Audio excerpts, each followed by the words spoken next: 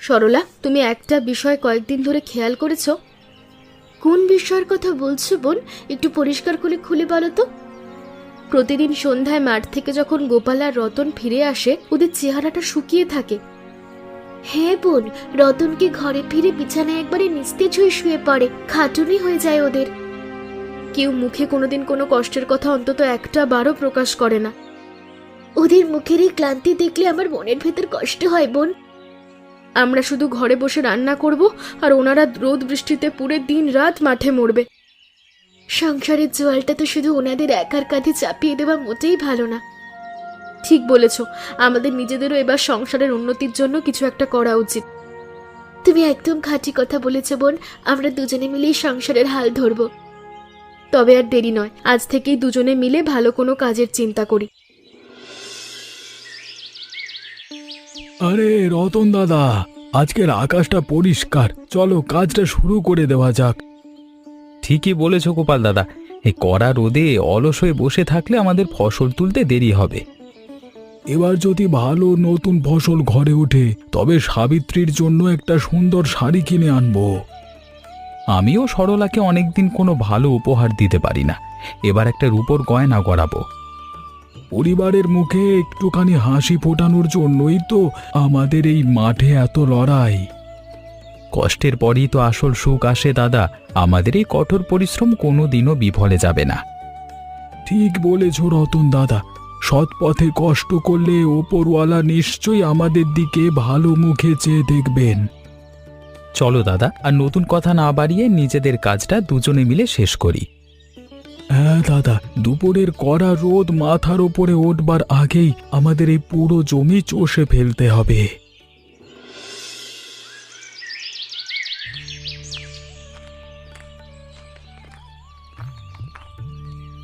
গোপাল বাবা, তোমরা দুজনে এই চড়া রোদের মাঝে সুন্দরভাবে জমি চাষ করছো দেখছি। বাবু, আপনি ভর দুপুরে মাঠের আইল ধরে কষ্ট করে কেন এলেন? তোদের এই কঠোর খাটুনি আর সততা দেখে আমার বুড়ো মনটা খুশি হয়েছে রে বাবা। আমরা তো সামান্য চাষি মানুষ কাকা বাবু, মাঠে নাগল চালানোই আমাদের আসল ধর্ম। গোপাল, এই নাও বাবা, আমার পকেট থেকে সামান্য কিছু অর্থ তোমাকে আশীর্বাদ হিসেবে দিচ্ছি। কাকাবাবু, আমরা তো আপনার কাছে কোনো টাকা চাইনি, এ অর্থ আমি কোন সাহসে নেব? অমন করে বারণ করিস নে বাবা, এই অর্থ যেন তোদের কোনো ভালো সৎ কাজে লাগে। আপনার এই আশীর্বাদ আমি মাথা পেতে নিলাম কাকাবাবু, অনেক বড় উপকার হলো আমাদের। তোরা ভালো মনের মানুষ রে বাবা, তোদের এই সংসারে সব সময় অনেক সুখ আর সমৃদ্ধি আসুক।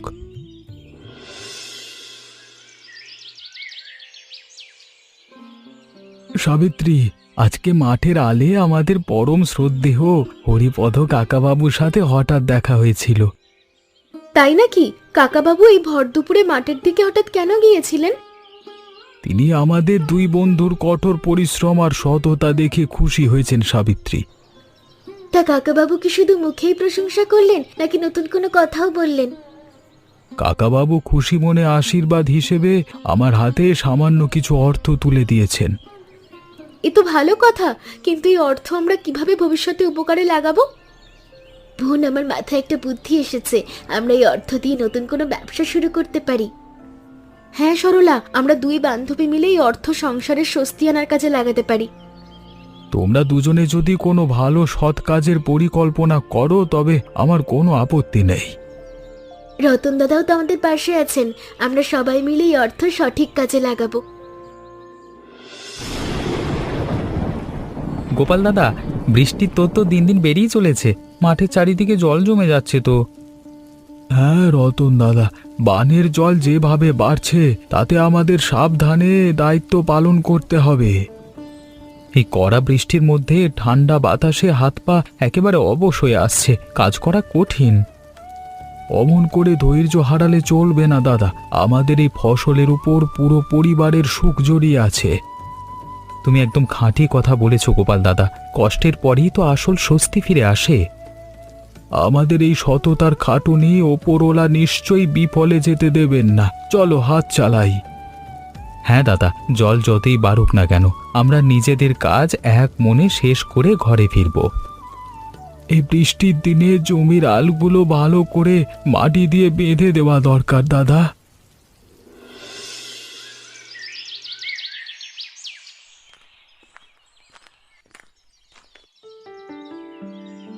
এ সাবিত্রী বোন, সরলা বোন, তোমরা দুজনেই মেঘলা দিনে বটতলে একলা কেন এসছো? কানাই দাদা, আমরা দুজনে মিলে আমাদের এই সংসারে একটু সাহায্য করার ইচ্ছে করছি। হ্যাঁ কানাই দাদা, আমরা ঘরে বসে না থেকে নতুন কোনো ছোট ব্যবসা শুরু করার কথা ভাবছি। এই তো আনন্দের কথা বোন। তা তোমরা ঠিক কি ধরনের নতুন কাজ করতে চাইছো? আমরা পরিষ্কার পরিচ্ছন্নভাবে সুস্বাদু মাংসের চপ তৈরি করে এই গ্রামে বিক্রি করার কথা ভাবছি। তোমাদের এই নতুন পরিকল্পনা কিন্তু মোটেও মন্দ নয় বোন, গ্রামের এর ভালো চাহিদা আছে। কিন্তু কানাই দাদা, আমরা এই মাংসের চপ তৈরি আর বিক্রির নিয়মটা তো জানি না।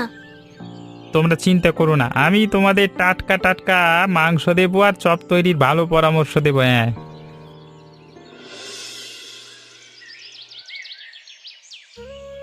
সরলা, মাংসের কিমাটা কিন্তু সুন্দর করে কষানো হয়েছে, চারিদিকে কি সুগন্ধ বেরোচ্ছে।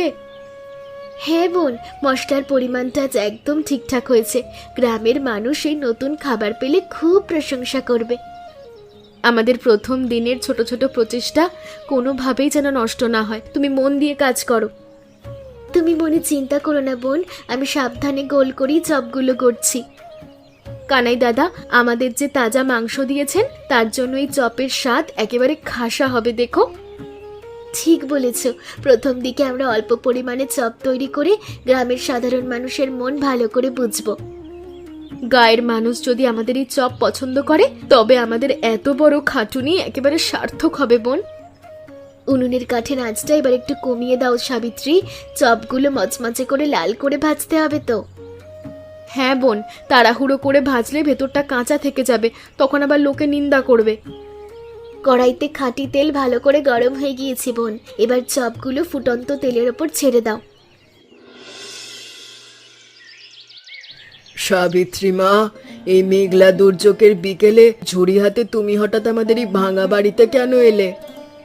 খালা, আমি আর সরলা মিলে ঘরে পরিষ্কার করে এই সুস্বাদু মাংসের চপ তৈরি করেছি।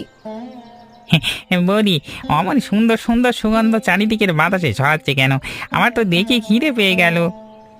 নিতাই দাদা, তুমি একটা গরম চপ মুখে দিয়ে দেখো না কেমন হয়েছে, আমাদের একটু জানাও।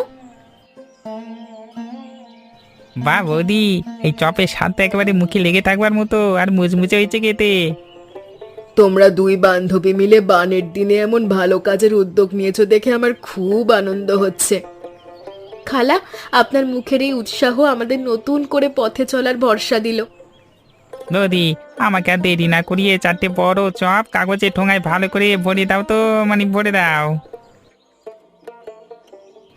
আমিও গ্রামের বাকি মানুষদের কাছে তোমাদের এই ভালো খবরটা পৌঁছে দেব।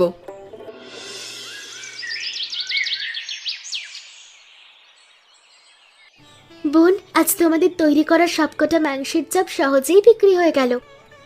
হ্যাঁ সরলা, প্রথম দিনের উপার্জনের এই টাকাটা আমরা সাবধানে ঘরের ভেতর আলাদা করে রাখবো। প্রতিদিন এই নতুন খাটুনির কাজের পর শরীরের ক্লান্তি আসে, কিন্তু মনে অনেক বড় স্বস্তি পাই। সংসারের এই দুর্দিনে নিজেদের এই জমানো টাকা যখন কাজে লাগবে তখন সব ক্লান্তি মুছে যাবে। গোপাল দাদা আর আমার রতন আমাদের এই নতুন ব্যবসার কথা যদি জানতে পারে তবে কেমন হবে বোন? ওনারা এখন মাঠের কঠিন কাজে ব্যস্ত, সঠিক সময় এলে আমরা সব বলবো। তুমি একদম ঠিক বলেছ বোন, অল্প অল্প করে টাকা জমিয়ে আমাদের ঘরের এই অভাব দূর করব। আগামীকাল চপ তৈরির জন্য আমাদের সকাল সকাল কানাই দাদার দোকান থেকে মাংস আনতে হবে। হ্যাঁ বোন, আজ রাতেই চপ তৈরির বাকি মশলাগুলো আমরা ঘরের ভেতর ভালো করে গুছিয়ে রাখি, চলো।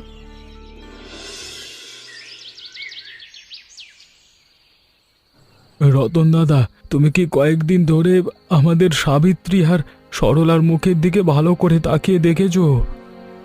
হ্যাঁ গোপাল দাদা, আমিও খেয়াল করেছি, ওদের চোখে মুখে কেমন যেন একটা ক্লান্তি সবসময় লেগে থাকে। ঠিক তাই দাদা, প্রতিদিন সন্ধ্যের পর ওদের শরীর দুর্বল আর ম্লান দেখায়, মনে দুশ্চিন্তা হচ্ছে। ওরা ঘরের ভেতর একা একা কি এমন কাজ করছে যাতে শরীর এত শুকিয়ে যাচ্ছে, তা তো কিছু বুঝতে পারছি না। বানের এই দুর্যোগের দিনে ঘরের ভেতর কোনো রোগবালাই আবার ওদের শরীরে থাবা বসালো কিনা কে জানে। গোপাল দাদা, আমাদের মনে হয় দেরি না করে কালকে ওদের শহরের ভালো চিকিৎসকের কাছে নিয়ে যাওয়া উচিত। তুমি একদম খাঁটি কথা বলেছো দাদা। সংসারের এই অভাব তো চলতেই থাকবে, কিন্তু ওদের শরীর তো আগে বাঁচাতে হবে। কালকে সকালেই আমরা দুজনে মাঠের কাজ একটু সেরে ওদের ডাক্তার দেখানোর ভালো ব্যবস্থা করব দাদা। দাদা, আমাদের সুখের জন্য ওরাও কষ্ট করে। ওদের কিছু হলে আমরা একেবারে ভেতরে ভেতরে ভেঙে পড়ব।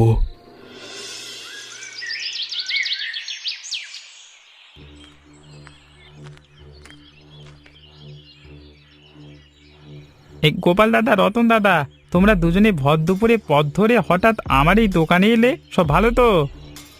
কানাই দাদা, আমাদের ঘরের সাবিত্রী আর সরলা অসুস্থ হয়ে পড়েছে।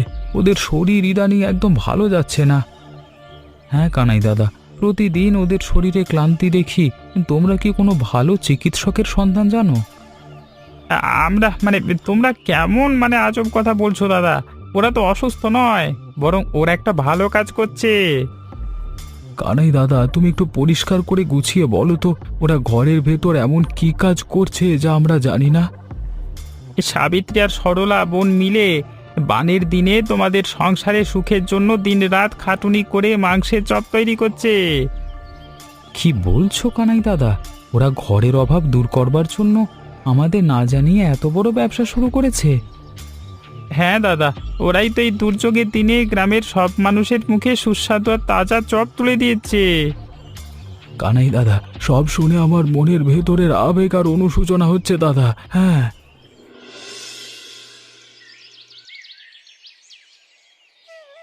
সাবিত্রী, তোমরা দুজনে আমাদের না জানিয়ে ঘরের ভেতর এত বড় খাটুনির কাজ কেন শুরু করলে বলো তো? তোমরা মাঠে দিনরাত বৃষ্টিতে পুড়বে আর আমরা শুধু ঘরে বসে আরাম করব, তা কি করে হয়? হ্যাঁ গোপাল দাদা, আমরা তো শুধু এই বানের দিনে আমাদের সংসারের কষ্টের দায়িত্বটা একটু ভাগ করে নিয়েছি। কিন্তু সরলা, তোমাদের এই ক্লান্তি আর খাটুনি আমাদের দেখে তো মনের ভেতর কষ্ট হয় বোন। সংসারের পথটা তো তখনই সহজ হয় যখন পরিবারের সবাই মিলে একে অপরের হাত ধরে। আমরা দুই বান্ধবী মিলে আমাদের সততার এই ছোট্ট ব্যবসা কোনোভাবেই মাঝপথে বন্ধ করতে পারবো না। আর তোমাদের এই খাঁটি মনের কথা শুনে আজকে আমার বুকটা একেবারে গর্বে আর সুখে ভরে গেল সাবিত্রী। তোমরা চিন্তা করো না, উপরওয়ালা আমাদের সততার এই নতুন খাটনি নিশ্চয়ই বিফলে যেতে দেবেন না।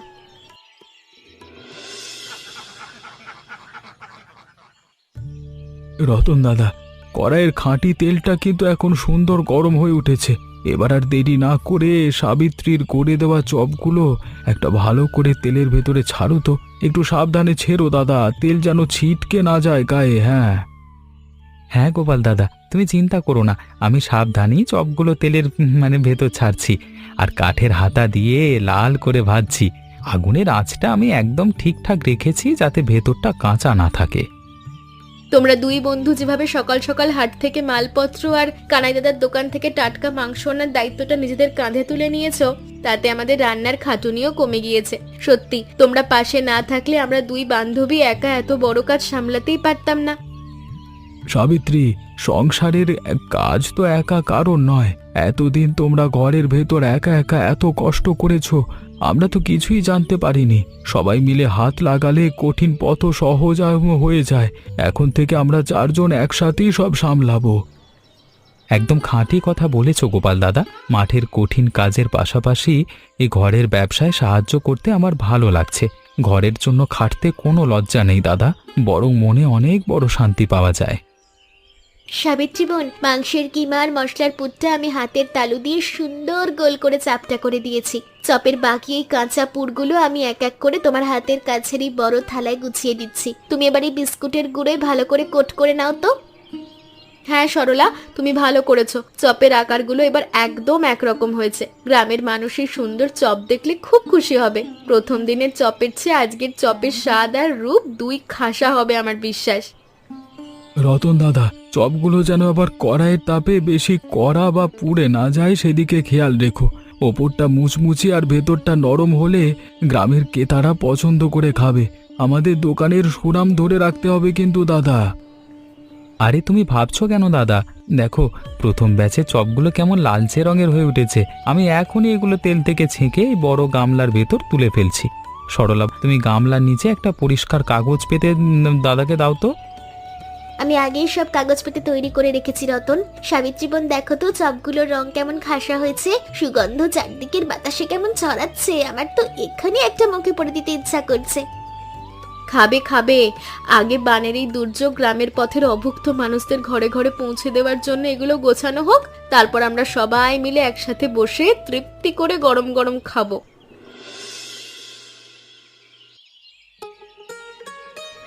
রতন দাদা, দেখতে দেখতে পুরো একটা বছর কিভাবে চোখের পলকে কেটে গেল তা একা একা ভাবলে আমারই অবাক হতে হয়। মনে হচ্ছে এই তো সেদিন বানের জলের হাত থেকে বাঁচতে আমরা মাঠে দিন রাত এক করে খাটছিলাম। হ্যাঁ গোপাল দাদা, সময় তো কারোর জন্য থেমে থাকে না। ঋতু বদলের সাথে সাথে আমাদের এই মাংসের চপের ব্যবসাও গ্রামের মানুষের কাছে জনপ্রিয় হয়ে উঠেছে। এখন তো পাশের গাঁয়ের লোকেরাও আমাদের হাতে চপ কিনতে ছুটে আসে। প্রথম দিকে আমাদের মনে কত দুশ্চিন্তার ভয় ছিল দাদা। ভাবতাম ঘরের অভাব কিভাবে দূর হবে, দুবেলা সবার মুখে অন্ন জুটবে কিনা। অথচ আজকে আমাদের সংসারে কত বড় সচ্ছলতা আর মনের শান্তি ফিরে এসেছে দেখো। এই সবটাই কিন্তু আমাদের সাবিত্রী আর সরলা বোনের খাঁটি পরিশ্রম, সততা আর সঠিক বুদ্ধির কারণে সম্ভব হয়েছে গোপাল দাদা। ওরাই তো প্রথম আমাদের এই অন্ধকারের দিনে আলো দেখিয়েছিল। মেয়েদের বুদ্ধি যে কত বড় হতে পারে ওরা তা প্রমাণ করে দিল। একদম ঠিক কথা বলেছ রতন দাদা। ওদের সেই দিনের ঘরের ভেতরের ছোট উদ্যোগ আজকে আমাদের পুরো গায়ের মুখে অনেক বড় হাসি ফুটিয়েছে। আমরা পুরুষ মানুষেরা যা ভাবতে পারিনি, ঘরের লক্ষ্মীরা তা সহজে করে দেখিয়েছে। মাঠের সোনার ফসলের পাশাপাশি এই মাংসের চপের ব্যবসা আমাদের জীবনের কষ্টের দিনগুলো একেবারে চিরকালের মতো দূর করে দিল দাদা। এখন আর আমাদের কারোর ঘরে কোনো জিনিসের কমতি বা অভাব নেই। ওপরওয়ালার কৃপায় আমরা সবাই শান্তিতে আছি। হ্যাঁ দাদা, সুখের দিনেও আমাদের সেই দুঃখের খাটুনির দিনগুলোর কথা এক মনেও ভোলা উচিত নয়। সততার পারস্পরিক ভালোবাসাই আমাদের এই এত বড় সাফল্যের আসল চাবিকাঠি। চলো দাদা, আর পথে দেরি না করে দোকানের দিকে যাই। ঠিক বলেছ দাদা, আজকে হাটের দিন, দোকানে ক্রেতা আসবে। সাবিত্রী আর সরলা বোন হয়তো এতক্ষণে চপ ভাজতে ভাজতে ক্লান্ত হয়ে পড়েছে। আমাদের গিয়ে ওদের হাত দুটো একটু হালকা করে দেওয়া দরকার। হ্যাঁ দাদা, আজকের এই সুন্দর বিকেলের আলোয় আমাদের মনের আনন্দ যেন চারিদিকের এই শান্ত সবুজ প্রকৃতির সাথে একেবারে মিলেমিশে এক হয়ে গিয়েছে। চলো দাদা।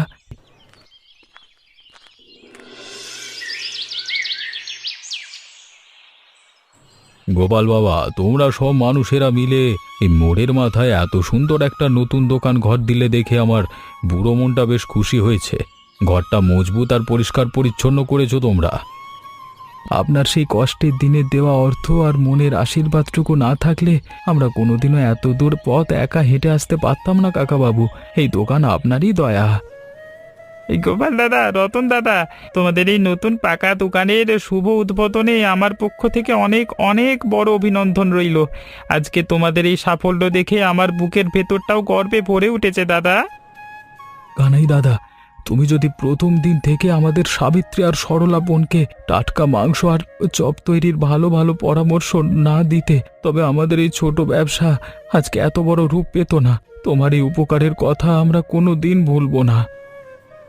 এ তো তোদের নিজেদের সততার খাঁটি পরিশ্রমের মিষ্টি ফল রে গোপাল দাদা। আমি তো কেবল তোদের ভালো কাজের পাশে দাঁড়িয়ে সামান্য সাহায্যটুকু করেছি মাত্র। আসল ক্রেডিট তো তোদের এই দুই ঘরের লক্ষ্মীদের, ওরা লক্ষ্মী মেয়ে। কানাই ঠিক কথাই বলেছে বাবা। তবে একটা কথা আমার বুড়ো বয়সের অভিজ্ঞতা থেকে তোমাদের মনে করিয়ে দিই, এই নতুন দোকানে যেন সব সময় সততা আর নিয়মের পবিত্রতা বজায় থাকে বাবা। তবেই তোদের এই ছোট উদ্যোগ আরো অনেক দূরে এগিয়ে যাবে। আমরা সব সময় আপনার এই মূল্যবান উপদেশ মাথার মনি করে রাখবো কাকাবাবু। আপনার কথার অবাধ্য আমরা কোনোদিন হব না। ওপরওয়ালার নামে শপথ করে বলছি, সৎ পথ থেকে আমরা লোভের বশে কোনোদিন সরব না। ওরে গোপাল, ওসব কথা পরে হবে। এখন বাইরের দিকে তাকিয়ে দেখ, গ্রামের সমস্ত অভাবী আর সাধারণ মানুষ তোদের এই সুন্দর হাতের চপ খাওয়ার জন্য বাইরে ভিড় করে লাইন দিয়ে দাঁড়িয়ে আছে। সবরা তর সইছে না আর সবার। তবে আর দেরি করে লাভ কি বাবা, শুভ কাজ সেরে ফেলা হোক। চলো বাবা গোপাল, রতন বাবা, দোকানের সামনে এই সুন্দর লাল সুতোর ফিতেটা তোমরা নিজেদের হাত দিয়ে একসাথে কেটে ফেলো তো দেখি।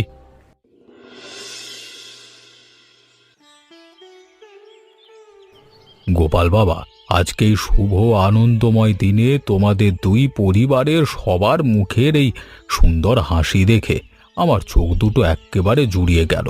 সৎ মানুষের ঘরে যখন সুখ আসে তখন দেখতে ভালো লাগে বাবা। কাকাবাবু, আমাদের এই অভাবনীয় সাফল্য কিন্তু আসলে আমাদের চারজনের সম্মিলিত কঠোর পরিশ্রম আর সততার মিষ্টি ফল, জানেন। আমরা চারজন যদি এক মন হয়ে কাঁধে কাঁধ মিলিয়ে কাজ না করতাম তবে এই জয় আসতো না। আপনি একদম ঠিক কথা বলেছেন কাকাবাবু।